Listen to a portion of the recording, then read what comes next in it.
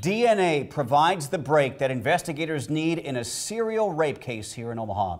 The first attacks happened 15 years ago and struck fear in many women in our city. Now an inmate faces new charges. The suspect is familiar to authorities. He's already serving time for sexually assaulting a 13-year-old girl. 3 News Now senior reporter Jake Wazikowski is live with the details. Jake?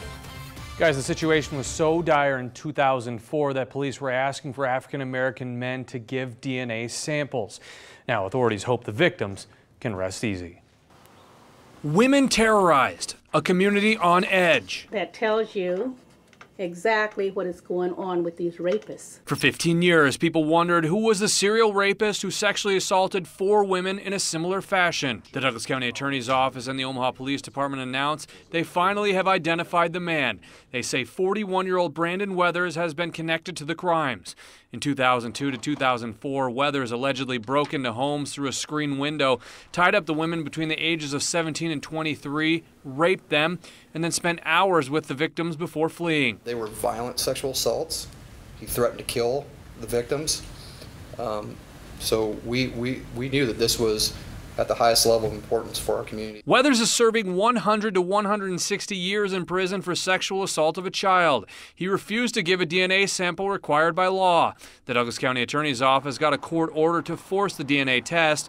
When it was put into the system, the DNA matched samples taken from the victims 15 years ago. If you allow people just simply not to give a sample, then it defeats the whole purpose. Authorities say DNA is the one piece of evidence a cold, calculated sexual predator like Brandon Weathers cannot avoid. Hopefully it brings a little bit of relief to them. They no longer have to look over their shoulder and wonder who was that person that did this. Is he going to come back? Now, the prison system did not actually contact Douglas County Attorney Don Klein on the fact that Weathers didn't give a DNA sample. County Attorney Don Klein had to keep calling and asking about that. Police say Weathers was not considered a suspect in the serial rapes back in 2004. He will be brought back to Omaha from Lincoln to face the charges when they are filed.